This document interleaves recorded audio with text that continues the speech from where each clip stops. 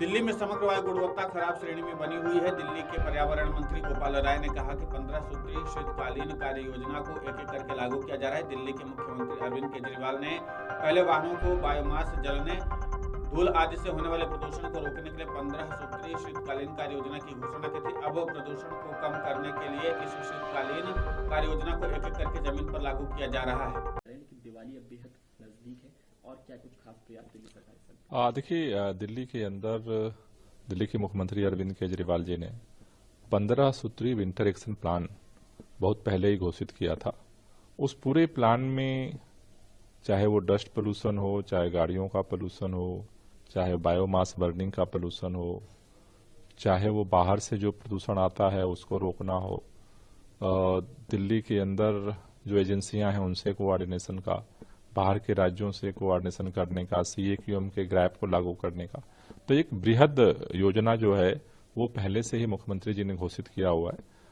अब उसको एक एक करके ग्राउंड पे जो है उसको लागू किया जा रहा है। जैसे अब जो डेटा आ रहा है वो डेटा ये कह रहा है कि दिल्ली के अंदर जो AQI है उसमें PM10 की मात्रा कम हो रही है और PM2.5 की मात्रा बढ़ रही है। इसका मतलब ये है कि अब गाड़ियों का और जो बायोमास बर्निंग है उसका जो प्रदूषण है उसकी मात्रा जो है बढ़ रही है। इसको देखते हुए अब कल से जो है दिल्ली के अंदर रेड लाइट ऑन गाड़ी ऑफ कैंपेन शुरू किया गया है और ये एक जन अभियान है जो कल 12 खंबा चौराहे पे होगा।